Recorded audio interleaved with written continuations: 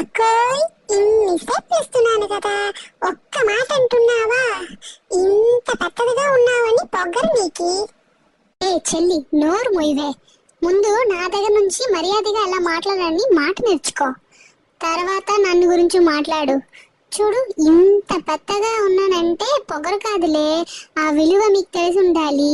ఎందుకంటే ఒక్కొక్కటి ఇంత లెంతిగా లైట్ వెయిట్ లో చెయ్యాలంటే నన్ను ఎంత కష్టపడి ఉన్నారు, ఎన్ని మంది కష్టపడతారు, అవన్నీ మీకెక్కట్లే తెలుస్తుంది పొట్టిదనా.